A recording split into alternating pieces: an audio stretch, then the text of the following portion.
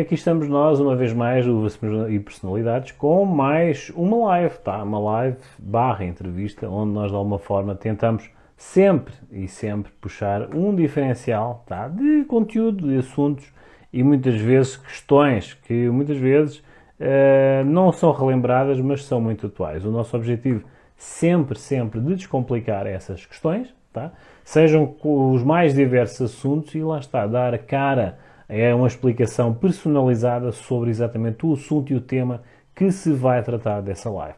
Então é assim, hoje é dia 5 de fevereiro de 2025, são 10 horas em Portugal, tá? E temos em média, uma média de 6 fusos horários que nos assistem. Não vai ser ao vivo, lá está, em tempo real, mas temos que respeitar essa questão de nomenclaturas e fusos horários daqueles que nos irão assistir. Para todos aqueles que nos assistiram na última live, temos que agradecer às 70 participações, tá? Que assistiram à nossa última live, que foi diferenciada, tá? Foi com um tema diferenciado, mas lá está, temos sempre que falar de situações e questões prementes na atualidade. Agradecer então aos países que nos estão a acompanhar, que nos têm dado um feedback interessante, tá? E entre eles temos a referenciar o Peru, em Lima, tá?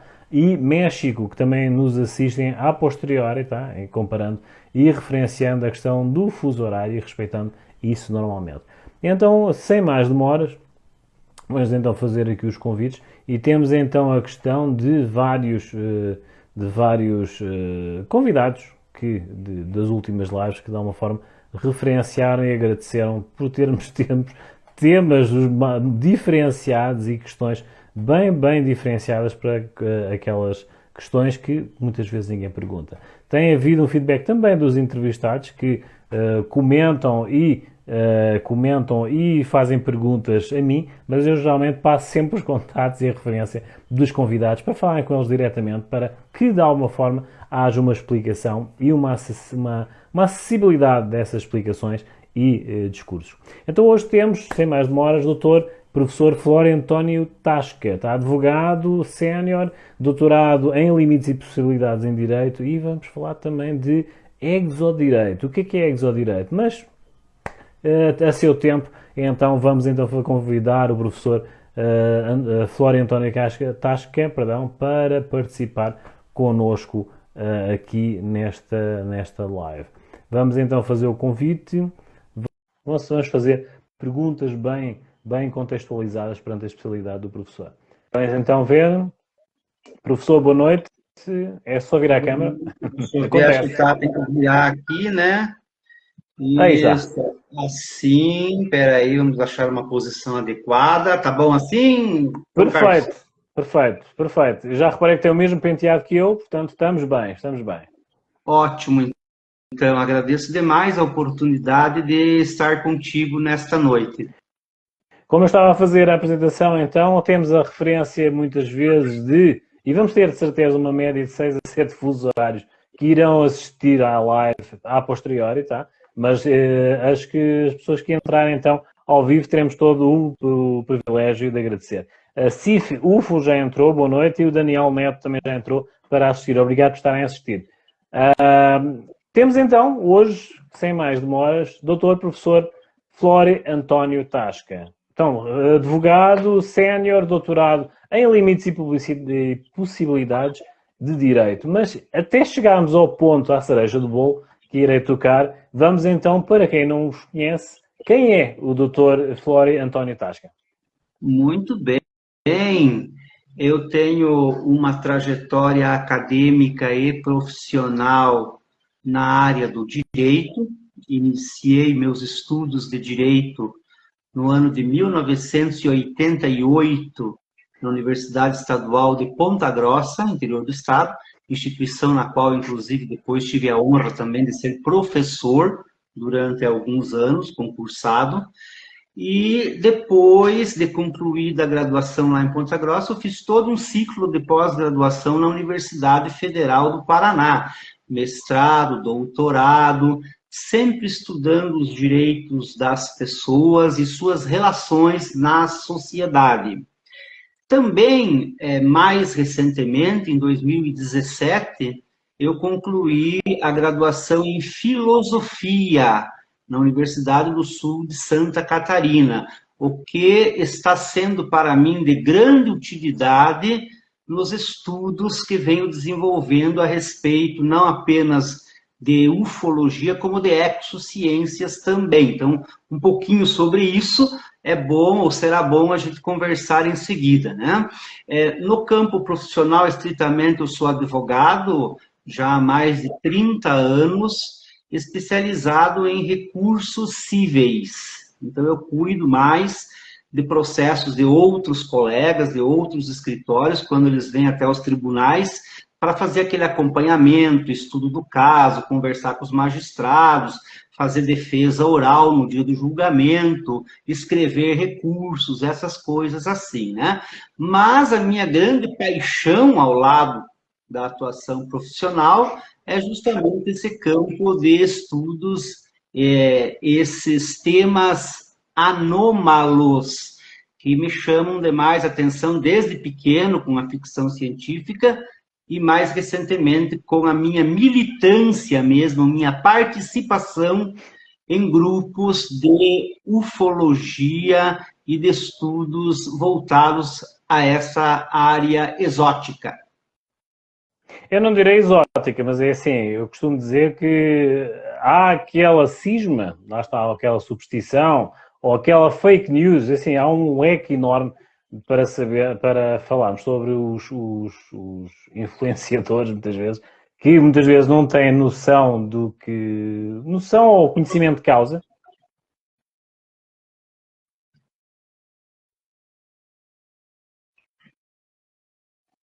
Deu uma travada aqui.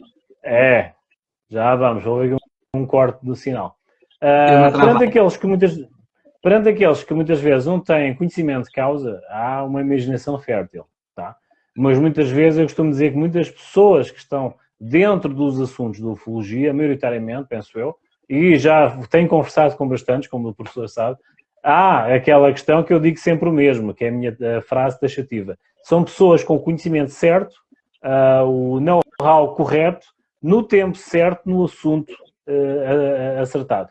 Ou seja, o professor tem a área de Direito, tem o conhecimento humano, a parte de Sociologia, tem a Filosofia agora, ou seja, o campo de abrangência para identificar esses fenómenos e lê-los de uma forma diferenciada, são patentes. Mas agora eu queria saber exatamente assim, como é que surgiu a inclinação certa, ou o clique, para enveredar então nessa área da ufologia?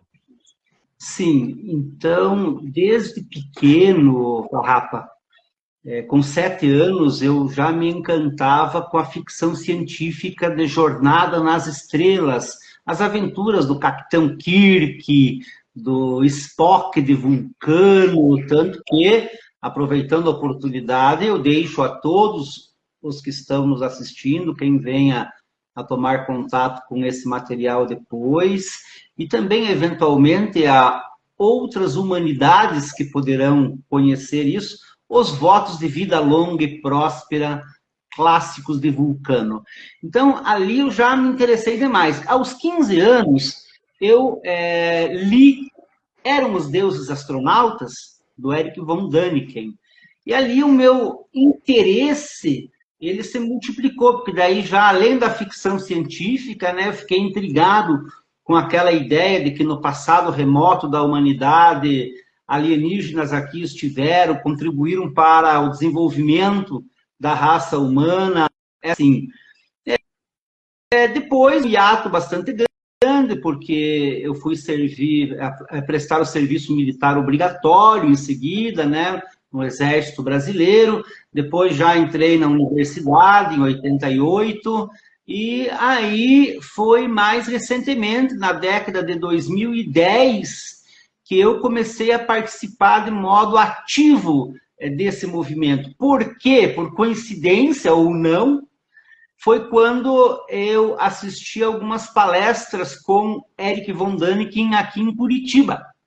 E aí aquilo, sabe, é como se tivesse feito uma catarse, né? E eu, então, comecei a participar de encontros de ufologia, tanto da revista UFO, quanto do então Instituto Galilei Galilei, Galileu Galilei, e até hoje estamos aí embrenhados nesse campo, né? Então, o interesse, ele já é antigo, mas mais recentemente eu passei a militar, tanto que fundei o Grupo Ufológico Paraná, o nosso PATOVNI, que felizmente vai muito bem, inclusive com pessoas entusiasmadas, irmãos que comungam do mesmo interesse nesses temas fascinantes. Por aí, João Carlos.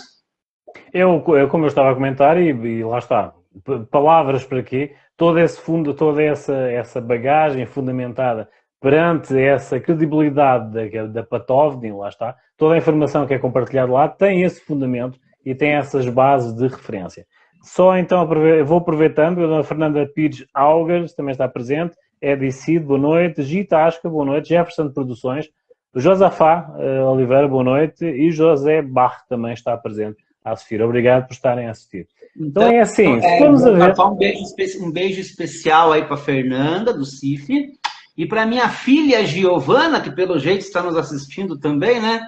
Fica o meu beijão. Obrigado por estarem a participar. Então é assim, então podemos abordar então essa questão do direito espacial, não é? Direito espacial. Então, em breves palavras, como é que surgiu a oportunidade de abordar esse... É um gap, podemos dizer que é um gap, porque não iria lembrar a ninguém abranger esse espaço, né, de direito espacial. Eu tenho que admitir, portanto, é assim, eu sou um leigo, tá? Sou um leigo, eu ando a gatinhar e tive que estudar um pouco a bagagem do professor, tá? Para saber onde é que encaixava esse exodireito. E é interessante, porque é um gap, lá, um espaço, que é algo que ninguém aparentemente abordou. Já sei que abordaram lá fora, mas de sua parte abordou essa questão. Explique-me assim, em breves palavras, como é que é o contexto do exodireito. Sim, muito bem. Essa é uma questão muito importante e interessante.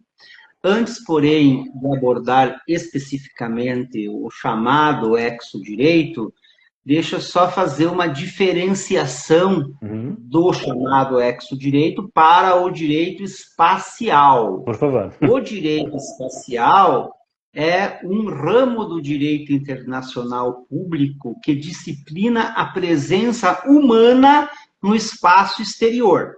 Então, espaço exterior, segundo o Comitê de Assuntos Espaciais da ONU, é tudo aquilo que esteja a mais de 100 quilômetros da superfície terrestre.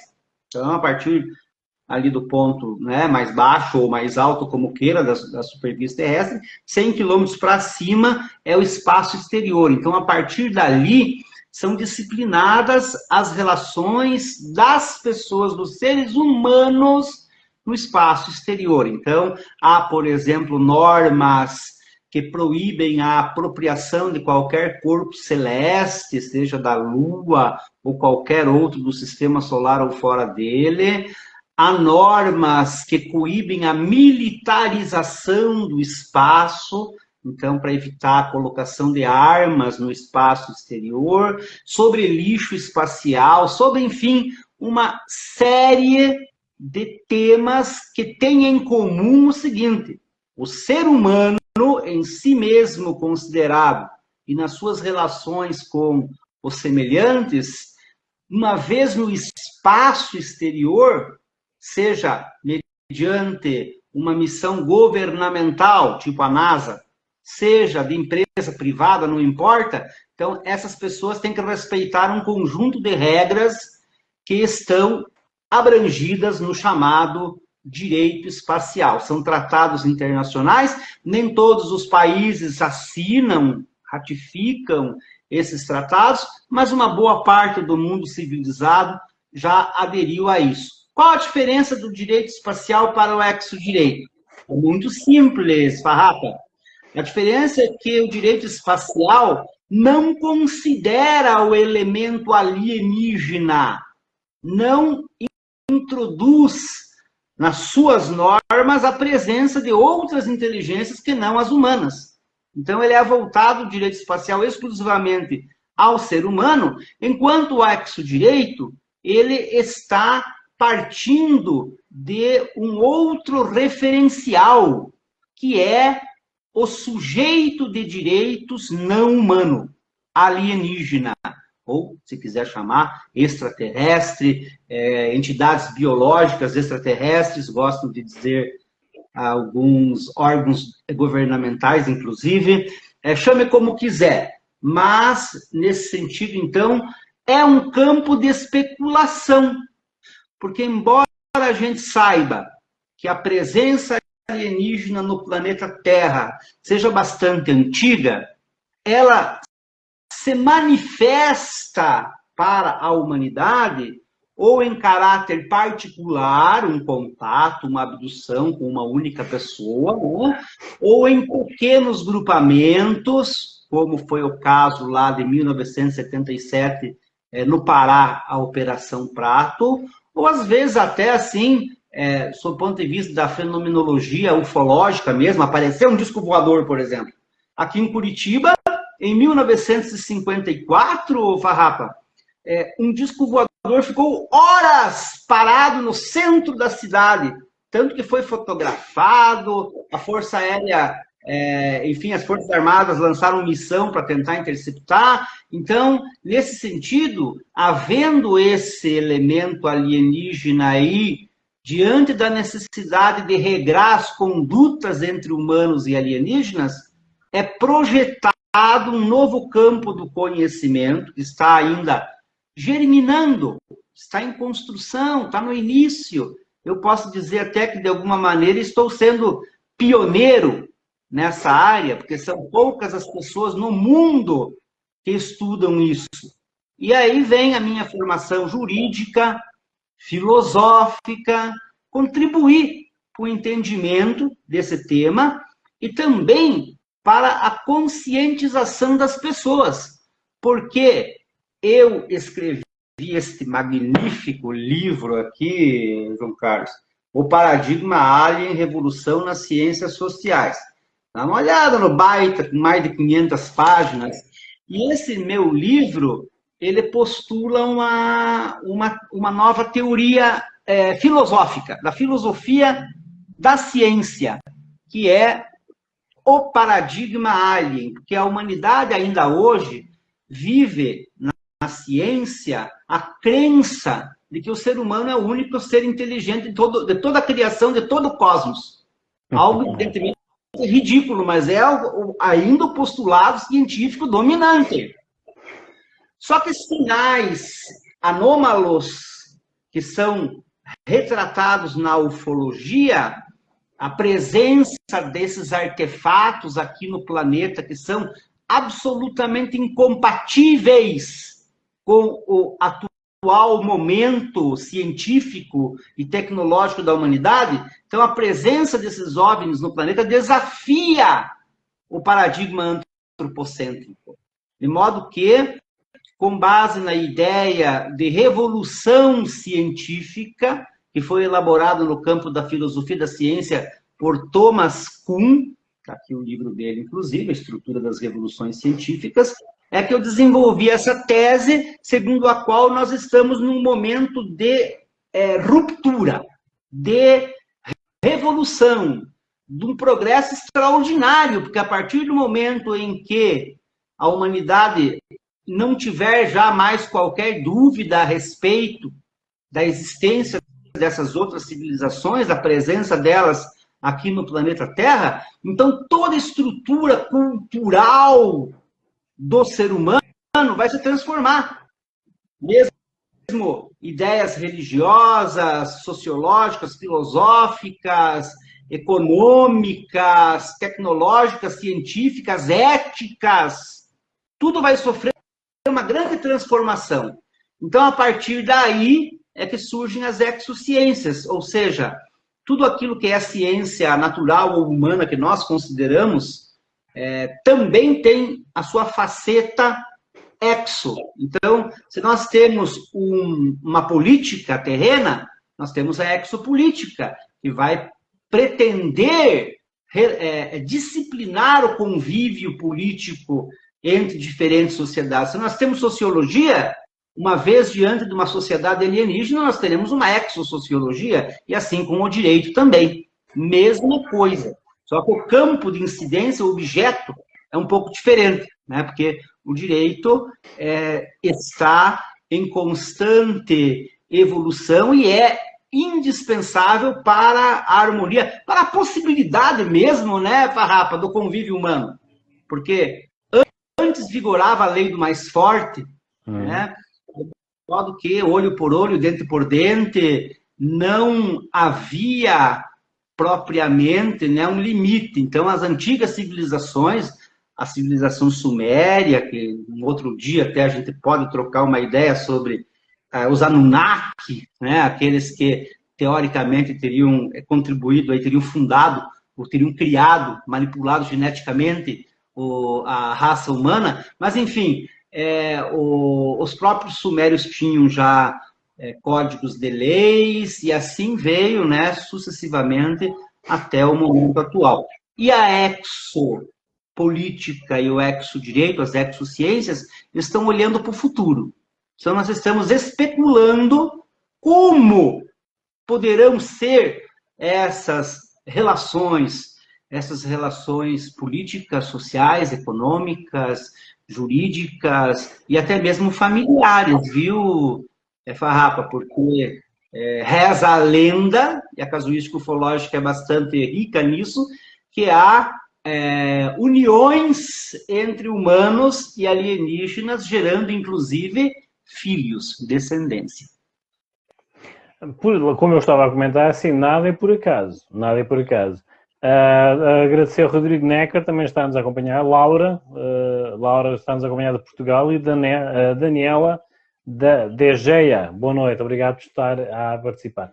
Como o professor estava a comentar, nada é por acaso. Ou seja, esse gap, de alguma forma, o professor aproveitou, porque não é especulação. É assim, porque é que ninguém pensou nisso? Lá está, mas o professor, ou como muitos outros, de alguma forma, a partir do momento em que apresentam teses, há uma revolução de pensamento, no bom sentido, para que as pessoas pensem, não é? Assim, há uma percepção de uma ideia de uma sociedade atual que vai mudando. Na sua perspectiva, na atualidade, a sociedade atual já está a receber bem essas ideias, não sendo somente o professor, mas o professor, avançando com essa tese, vê que existe um feedback, tá? A priori já existe uma variável de um conjunto de mentes, podemos dizer assim, mentes ou mentalidades, que já estão a beber, de alguma forma, essa noção de forma de pensar.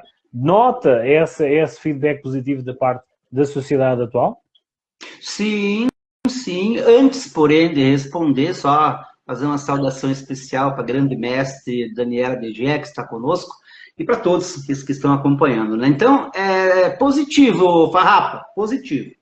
Note você que há algum tempo, há poucas décadas, o tema da ufologia era objeto do ridículo, de desacreditar.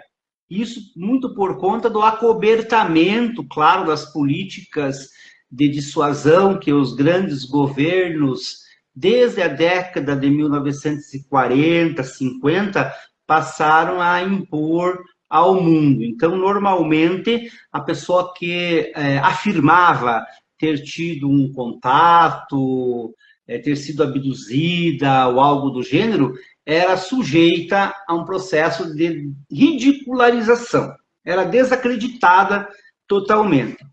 Hoje, eu não diria que isso já inverteu, mas está a ponto de inverter. Por quê? Porque nós temos observado, Farrapa, uma campanha muito forte, muito poderosa de aclimatação por parte dos governos, por parte dos grupos privados. Então, não à toa que desde 2017 ali o próprio governo dos Estados Unidos, né, passou a divulgar a existência de programas secretos de investigação ufológica, governos do mundo todo abrindo os seus arquivos confidenciais, secretos, inclusive o Brasil, com bastante destaque. Nós aqui no Brasil temos um trabalho muito bom nesse sentido, principalmente graças à Comissão Brasileira de Ufólogos, entidade da qual eu também faço parte, que desde 2004 tem desenvolvido a campanha UFOS, Liberdade de Informação Já, de modo que nós temos milhares de páginas de documentos oficiais, a maior parte da Força Aérea Brasileira, disponíveis no Arquivo Nacional em Brasília, para quem quiser ver, para quem quiser consultar. Não só documentos militares, relatórios, mas fotografias. Estamos, inclusive, aí batalhando para que vídeos sejam liberados de naves filmadas durante a Operação Prato. Mas, enfim, tudo isso, mais a própria ficção científica, que exerce um papel fundamental nesse contexto, está levando a população a aclarar a sua mente, abrir o entendimento a essa possibilidade. Os meios de comunicação estão divulgando francamente. Por exemplo, o ano passado foi objeto de intensa divulgação em todas as grandes redes de televisão as ocorrências ufológicas reportadas pela Força Aérea Brasileira no ano anterior, de 2013, 2023, quero dizer. De modo que tudo isso vai levando as pessoas a uma melhor compreensão, ao ponto de que, daqui a pouco, será ridicularizado o sujeito que continuar com essa ideia pela qual o ser humano é a única inteligência no universo. Até porque o universo conhecido é grande pra caramba, quer dizer, nós não temos nem condições de imaginarmos esse tamanho, porque se até 1900... Deixa-me apanhar esse gancho. Inicialmente falou de Galileu Galilei, e é um reflexo patente perante o que se passou com Galilei. Só foi perdoado pelo Vaticano em 1999. Ou seja, o Vaticano só o perdoou em 1999 perante a questão que ele teve-se a negar para não ser queimado, lá está, porque, lá está, havia aquela questão do Vaticano que o centro do sistema solar era a Terra. Ou seja, vamos assistir a mais a um teorema, digamos assim, de Galileu Galilei perante toda essa variável que ainda assiste a mantém essa percepção? Sim, veja, você, Farrapa, o seguinte, no meu livro eu trato de Galileu Galilei, justamente desse processo que foi um processo de compreensão do nosso lugar no cosmos, porque até Galileu, em 1609, quando ele aponta a luneta para a Lua, para o Sol, para Júpiter, e faz descobertas desconcertantes, até aquele momento, a ideia de Ptolomeu ainda vigorava, fundamentada em Aristóteles, que era do geocentrismo, a Terra como centro do universo. Aí veio Nicolau Copérnico, desafiou essa compreensão, defendendo o heliocentrismo, e Galileu confirmou, de certo modo, entre aspas, a ideia de Copérnico. Isso, então, gerou uma revolução, uma transformação na compreensão do ser humano sobre o seu lugar. Agora, atenção, pessoal, até o ano... Pessoal, não sei se todo mundo sabe isso, mas entre 1923 e 1924, ou seja, 100 anos, um século certinho, os astrônomos acreditavam que todo o universo estava contido na Via Láctea. Que a Via Láctea era a totalidade do universo. Aí Edwin Hubble fez a descoberta das outras galáxias. Edwin Hubble, que também era formado em Direito, viu, Farrapa, mas não quis saber de seguir essa área, foi ser astrônomo. Eu mesmo não tenho qualificação para ser astrônomo, porque astrônomo tem que manjar muito de matemática, de física, e eu não tenho talento algum para isso. Mas, enfim, a partir dali, de Hubble, especialmente com o lançamento do telescópio espacial Hubble, em 1990, que, então, homenageia esse grande astrônomo, que causou uma revolução na ciência também, a partir dali, hoje as galáxias no universo observável já se contam aos trilhões, entre 2 e 3 trilhões. Cada uma dessas com centenas de bilhões de estrelas. Por exemplo, a Via Láctea tem estimado um número de 400 bilhões de estrelas. Então, há incontáveis planetas e, com certeza, muitos desses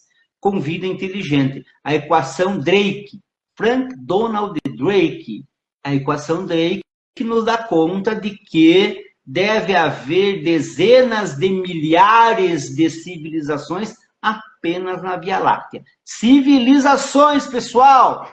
Não os micróbios de Marte. Deixa só apanhar aqui, o meu irmão está a assistir, Pedro, boa noite, de Portugal. Dona Susana Japur também, tudo bem, boa noite, está a assistir. Pediu para entrar ao vivo, mas lá está, como eu comento, e deixo já o convite ao professor. Não peço que não entrem ao vivo, tá, para não participarem. Futuramente irei criar aqui lives com temas específicos, onde irei fazer o convite a 2 ou 3 pessoas para participarem diretamente na live, para fazerem as perguntas diretamente ao convidado. Futuramente, o professor já deixa o convite aqui, que irão futuramente participar pelo menos mais 2 pessoas para fazer perguntas. A dona Janet Nunes também entrou. Maia, boa noite, Maia empresária. Tudo bem, boa noite, também está a participar diretamente de Joinville. Professor, há esse gap, houve essa abordagem. Haverá realmente esse conceito? Porque eu acredito, eu também era de filosofia, tá? Eu era de filosofia, sociologia e política, portanto, eu acredito que muitas vezes os livros de história apresentam, com um intervalo de determinados anos, ciclos, tá? E acredito que esse ciclo esteja a aproximar dessa dita visita. Professor, essa visita, como será, perante a sua perspectiva? Muito bem. Não sei exatamente com qual critério será medida a oportunidade, o momento de haver esse contato público.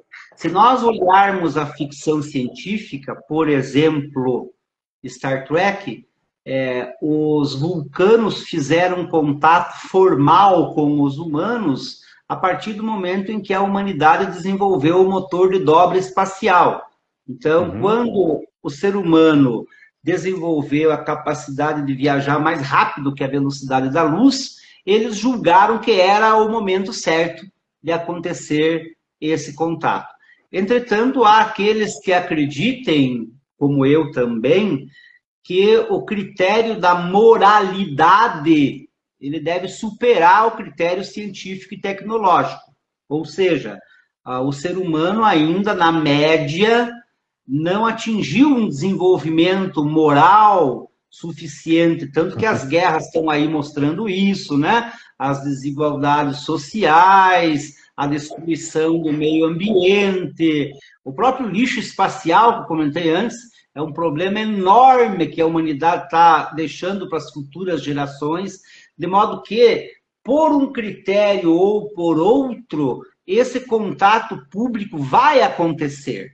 No Espiritismo, nós temos a famosa ideia da data limite de Chico Xavier, que os espíritos teriam dito que se em 50 anos, a partir do pouso do ser humano na Lua, não houvesse uma destruição em massa por armas nucleares, então os alienígenas estariam formalmente aqui no planeta Terra. Mas a partir dos 50 anos, né, tanto que em 2019 eu estava palestrando nesse mesmo dia em que o ser humano pisou na Lua, lá em Peruíbe, num evento da revista UFO, justamente em homenagem, né, a esses 50 anos. E aí a data limite foi um tema bastante explorado e eu acredito nessa ideia pela qual, a partir de agora, nós teremos melhores condições. É claro, ainda a humanidade presente aqui no planeta, encarnada, vamos dizer, na perspectiva do próprio Espiritismo, predominantemente não tem condições de viver esse contato público e ostensivo. Tanto que, o ano retrasado, eu dei um curso chamado Paradigma Alien, e no final desse curso, baseado nas ideias do meu livro, né, No final desse curso, submeti um questionário aos participantes, e a primeira questão é, na sua opinião, a raça humana está pronta para o contato?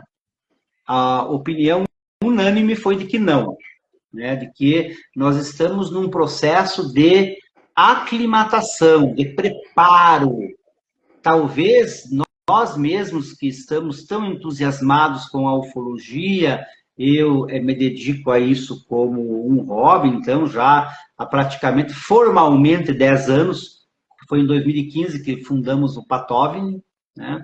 Eu já participava das atividades da revista UFO, enfim, já era aficionado por isso, né? Mas durante esse tempo a gente fez um trabalho de educação e eu acredito que ainda vai demorar um tempo, embora não se saiba. O que nós temos certeza absoluta é da presença de artefatos incompatíveis com a tecnologia humana e, segundo informações até mesmo oficiais, que foi o caso do relatório da Força Aérea Brasileira, quando explicou o que aconteceu lá em 1996, com 86, melhor dizendo, 1986, a noite oficial dos OVNIs no Brasil, pelo menos 21 discos voadores foram formalmente detectados por radares, visualmente por várias aeronaves, e aí a Força Aérea elaborou um relatório e no final disse o seguinte, Farrapa, pessoal, eram objetos sólidos, guiados por causas inteligentes, ou por uma causa inteligente que seja.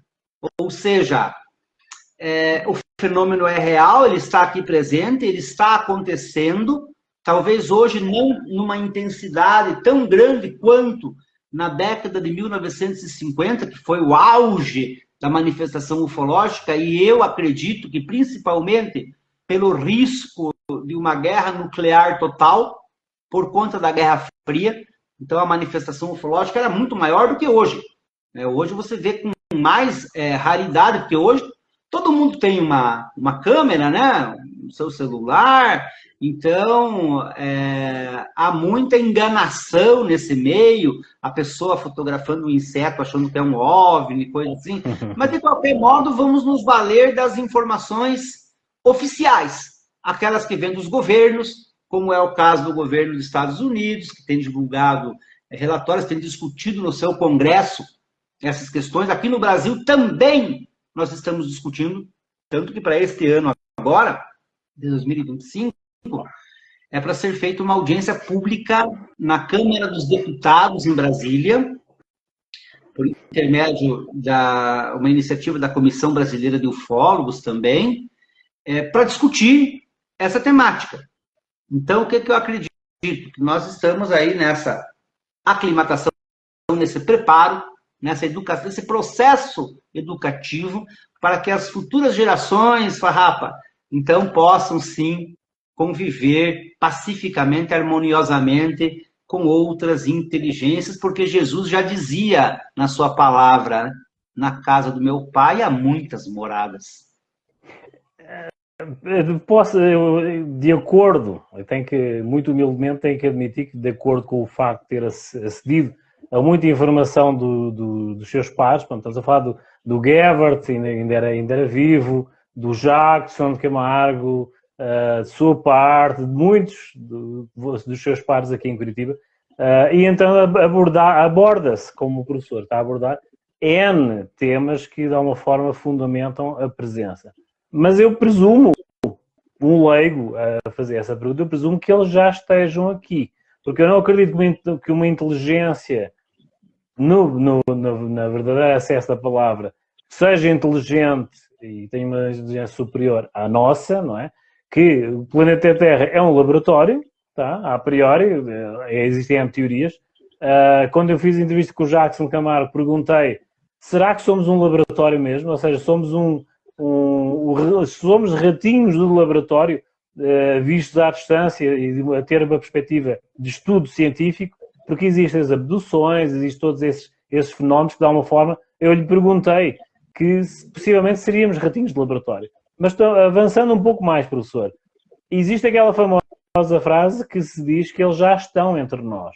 Eles estão a estudar-nos, eles estão-nos a preparar para essa desenvoltura ou essa abertura do pano, lá está, esse levantamento do pano na peça, ou vocês, os estudiosos, com esses insights, já são os seus avatares. Qual é a sua opinião?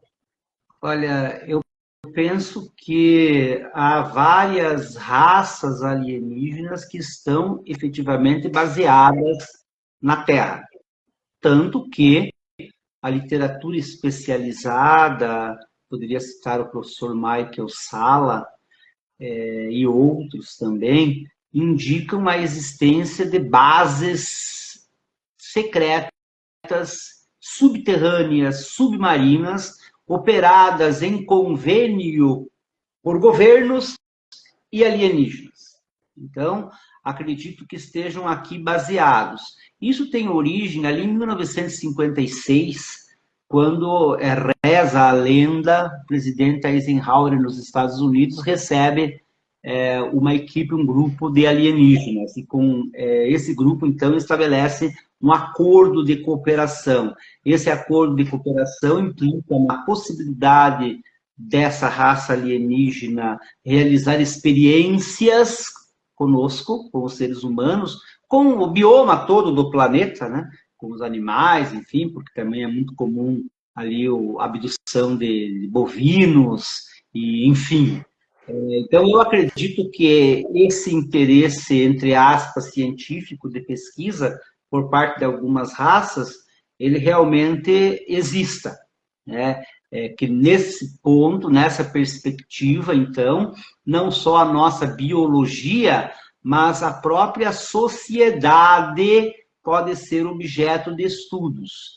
Dentro do Grupo Ufológico Paraná, do nosso patógeno, nós estamos desenvolvendo agora, iniciando, em verdade, um projeto de pesquisa fantástico sobre um dos casos mais extraordinários de contato acontecidos no mundo, aqui no Brasil, no interior de São Paulo, o chamado caso Facuri.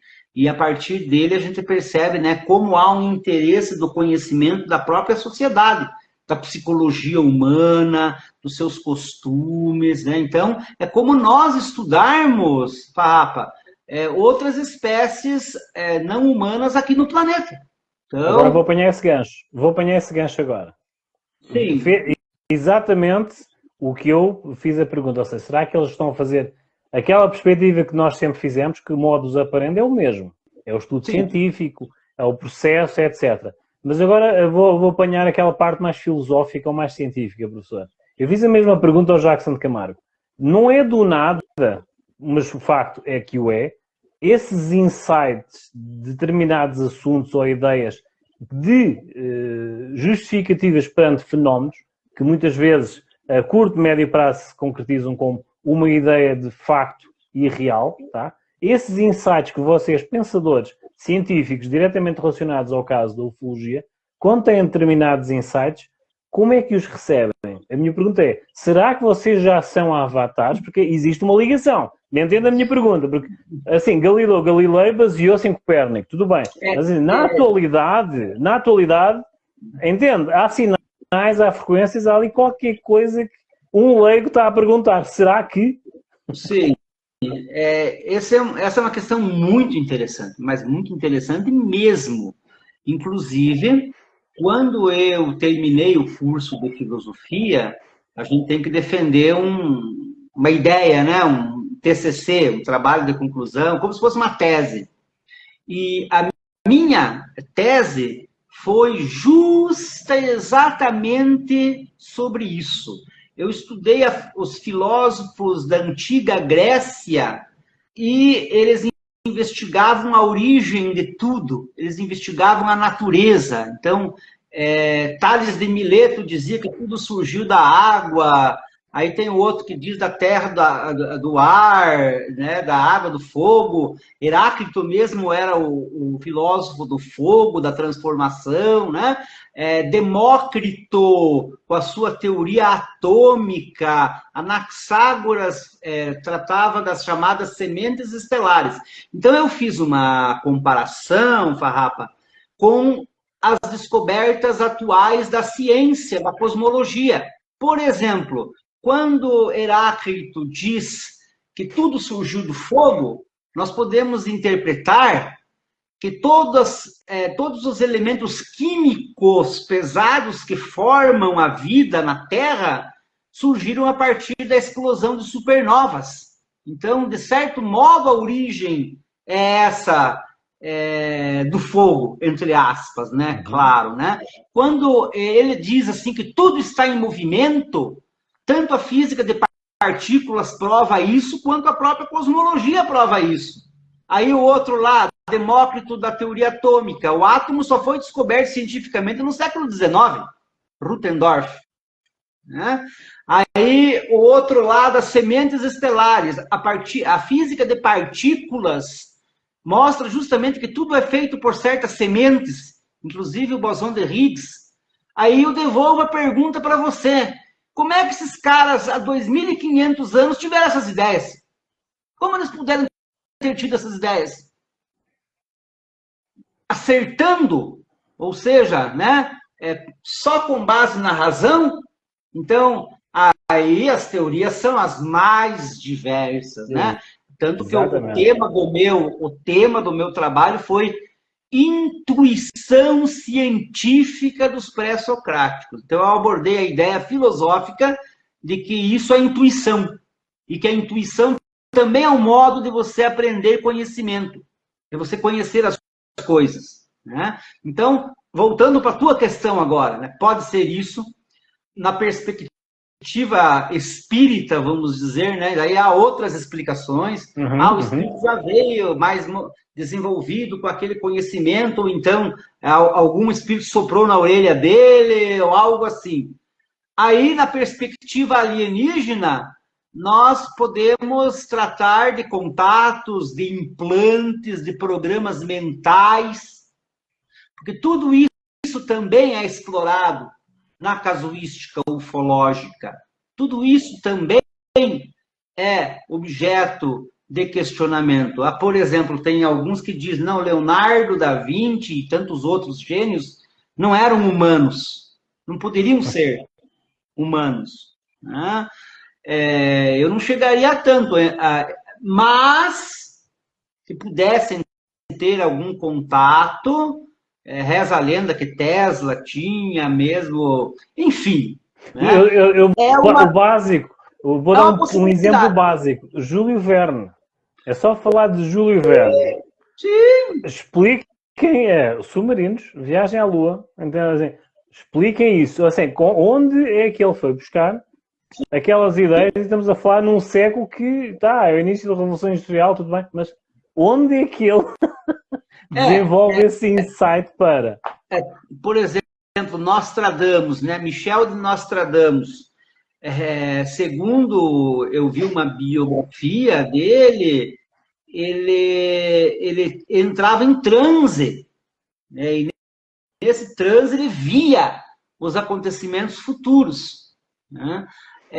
Giordano Bruno, em 1500, queimado na fogueira por heresia.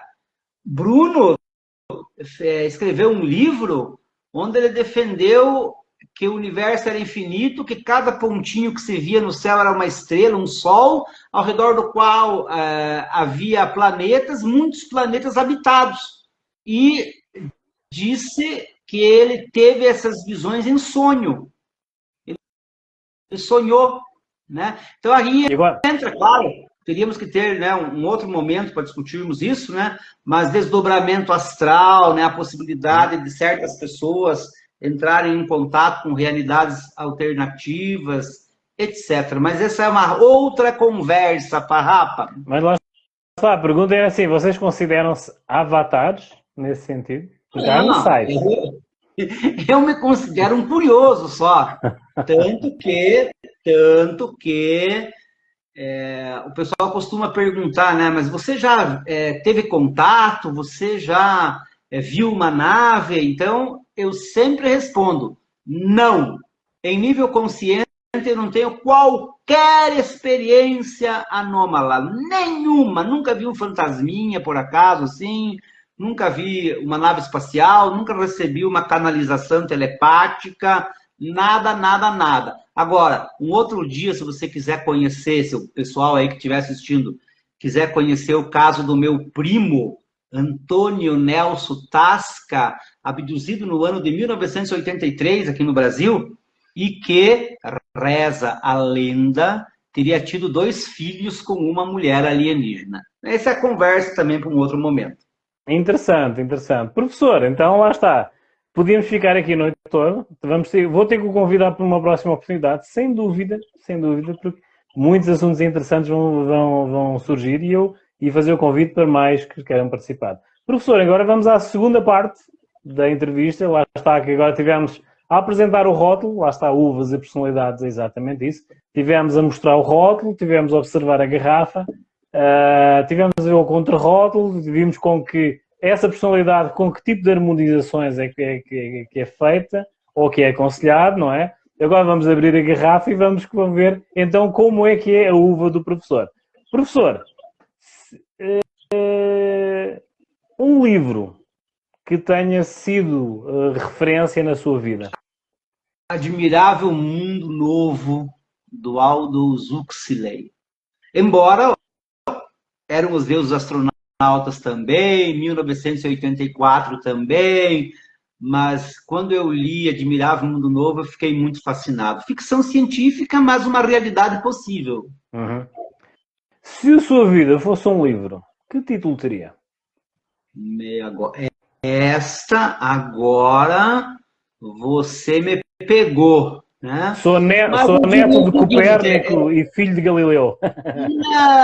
Não. Eu diria assim que a trajetória de um curioso, né? Porque assim, essa curiosidade, esse interesse, eu poderia até focar um pouco mais também na minha atividade, porque eu trabalho desde jovem também e tenho uma grande produção intelectual, em especial, né? Mas não. Eu acho que a minha ânsia de conhecimento, de curiosidade, poderia justificar um título como esse, né? A trajetória de um curioso, algo assim. Somos uma partícula de Deus? Como? Somos uma partícula de Deus? Cada vez mais eu me convenço disso, João Carlos. Cada vez mais. Especialmente estudando um pouco agora da filosofia oriental, que de algum modo, na parte, entre aspas, espiritual, é muito mais evoluída, muito mais avançada do que a ideia ocidental. Então, eu creio firmemente que cada um de nós é uma ínfima parte do todo. O ser humano tem o costume de se achar acima da natureza, como se a natureza fosse algo que lhe pertencesse, e não parte da natureza, né? Tanto que eu gosto muito, de vez em quando eu falo com a minha mãe até, sobre essas tragédias naturais, tipo, decorrentes do aquecimento global, né? Aí eu lembro de uma música do Raul Seixas, não sei se você conhece quem é Raul Seixas, né? Certamente que sim, né? Agora já sei quem é. Uma música na qual ele diz assim, que o planeta, como um cachorro eu vejo, se ele não aguenta mais as pulgas, se livra delas num saculejo. Nós somos as pulgas do planeta, né? Mas, enfim, todos em processo de maturação, em processo de aperfeiçoamento, até um dia já livres dos nossos defeitos, livres das arestas, nós poderemos constituir uma analogia aqui também, que certamente o amigo e a Fernanda, que está, se ela estiver conosco ainda, a Fernanda vai entender, né? Nós somos uma pedra bruta, então a vida nos lapida, nós nos lapidamos e chegaremos ao momento em que cada um de nós será uma pedra polida, útil e necessária à construção do edifício social. Estamos constantemente a ser polidos, lá está. Sim, sim. Então, mas essa é a ideia. Polidos, é desbastados consecutivamente, não é? É o nosso trabalho, esse é o trabalho que a gente deve fazer, cada um de nós, né? Então, penso que é isso. A Médios Martini também entrou, muito boa noite, obrigado. Professor, de certeza, em muitas palestras, ou cursos, ou explicações que deu em público, aulas, etc., de alguma forma teve muita gente a assistir. Já se viu entre aqueles que o assistiam? Cortou um pouco aqui, eu não entendi a tua pergunta. Entre esses que assistiam às suas palestras, o professor já se viu entre eles? Nunca tive essa percepção, não. Entendo? Ou seja, aquele que ao fim da palestra ou ao fim da aula se chega assim e o agradece por uma frase-chave que de alguma forma o torna como exemplo. Esse momento em si. Olha, esse momento não é raro, ele acontece aqui ou ali, né? Mas, assim, eu como não tenho também uma percepção extrasensorial apurada, então nem sempre eu consigo captar esse tipo de vibração, vamos dizer, né? Eu ainda estou aí nos primeiros degraus da escala evolutiva, então chegaremos lá em algum momento, até o momento de desenvolvermos a telepatia, porque a telepatia é o meio natural de comunicação das raças mais evoluídas. Reza a casuística ufológica. Professor, um momento de relevo na sua vida que tenha como referência? Olha, aí poderia citar vários, depende do aspecto, né, que a gente vai abordar, por exemplo... O contexto da live, um momento, um ponto de virada... eu diria assim que foi a primeira vez que eu produzi um texto voltado para o tema das exociências que me levou a refletir demais e que foi como girar a chave, né? Dar o start, ligar. Então, esse foi um momento importante e até devo agradecer publicamente a professora Mônica Borini, que um dia talvez o amigo possa também chamar aqui para participar, uma pessoa sensacional, psicóloga, que entende muito da chamada exopsicologia. Esse é um tema que chama a atenção do pessoal, hein, Farrapa? Ela estuda abduzidos, contatados. Então, a doutora Mônica tem uma revista chamada Exociência. E nessa revista eu tive a oportunidade de publicar meu primeiro artigo, de modo que, para mim, ali é um momento, né, um ponto de partida. Hoje, o Patovni tem a sua própria revista, que é a revista Cosmovni, até deixa eu mostrar para o pessoal aqui uma separata, né? Inclusive com o artigo chamado A Profecia do Exodireito. E, enfim, o lançamento do meu livro também foi bastante importante para mim, mas eu ainda aguardo, quem sabe, viu, Farrapa, numa futura oportunidade, se você me fizer a mesma pergunta, poder contar algo de mais extraordinário para você, do tipo, foi o dia que eu encontrei com as filhas do meu primo, as alienígenas Mada e Madana. Pô, queria falar um negócio assim para você.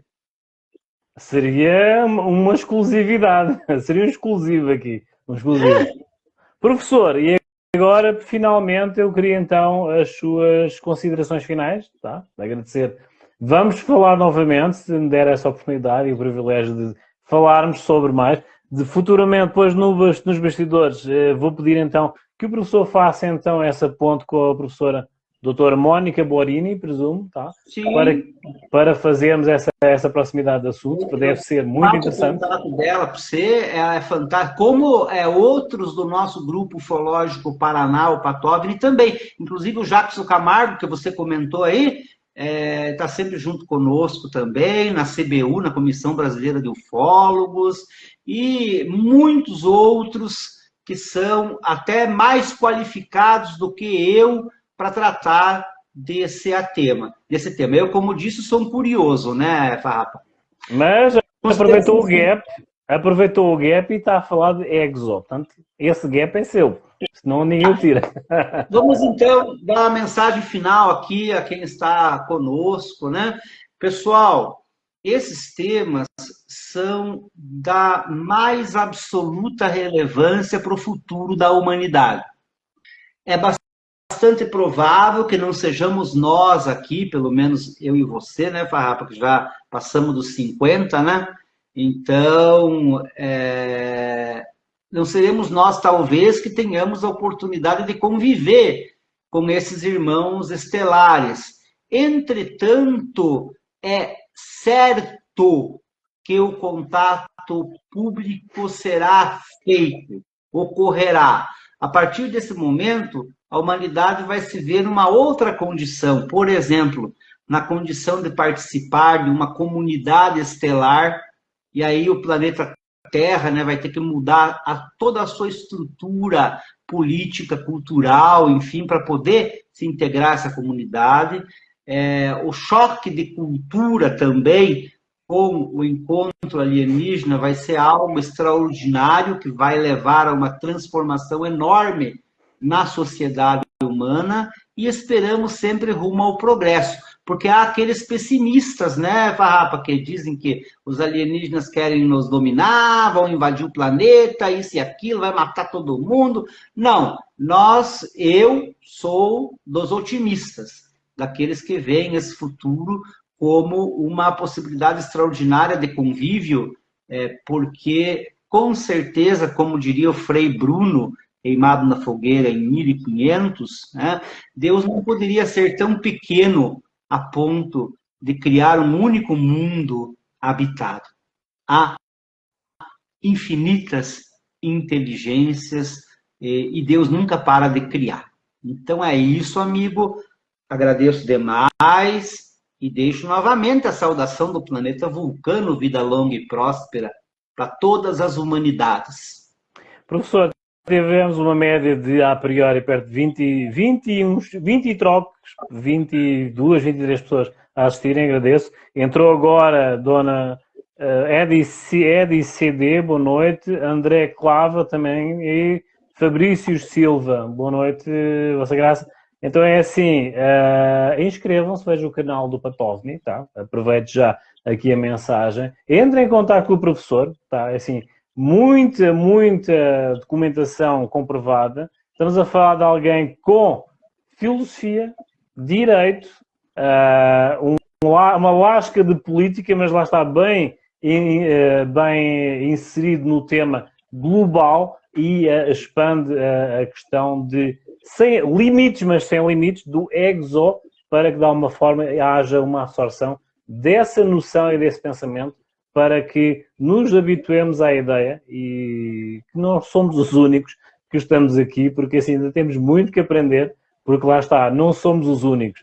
Vejam Galileu, vejam o professor, ou seja, há muito mais a estudar. Não é fake news, a ficção científica, de alguma forma, foi criada através de um insight, podemos comentar dessa forma, porque nada foi por acaso. E temos muitos autores e muitos pensadores que, de alguma forma, tiveram essa ideia, demonstraram-no, escreveram, comentaram, discutiram sobre o tema e estamos a ver que séculos depois algo aconteceu nesse sentido. Não acredito que eles estejam à espera de um pedido de desculpas ou de um perdão, mas presumo que a parte deles foi feita. Professor, a priori, todo o seu grupo está a fazer a vossa parte perante de preparar o caminho para que algo diferente venha atempadamente e vamos ver se ainda vamos a tempo de ver esse contato, tá? Para que façamos e tenhamos todos esses esclarecimentos que, de alguma forma, lá está, 2001, o ano do contato, a ver se temos, quiçá, na presença de um menir à frente com essas respostas. Professor, peço então que se inscrevam então no Uvas e Personalidades. Esta entrevista em live vai passar na íntegra do meu Instagram, irei compartilhar com o professor, terei todo o prazer para compartilhar nas redes sociais. Presumo que tenha feito perguntas cirúrgicas, tá? porque sou um comum mortal e um leigo em determinados assuntos, mas queria esse esclarecimento. Lancei já o repto de que faremos um novo convite para uma nova live com o professor, com 1 ou 2 convidados que eu irei escolher, tá? Que de alguma forma tenham interesse em fazer perguntas cirúrgicas, tá? Com cabeça, tronco e membros, e que teremos todo o interesse de aceder ao esclarecimento do professor. Professor, resta-me então agradecer a sua participação. Muito obrigado, tá? Até uma próxima oportunidade e vai ser bem diferente. Agradeço, boa noite. Até a próxima. Boa noite, professor. Boa noite a todos, então até uma próxima live. Tchau, tchau.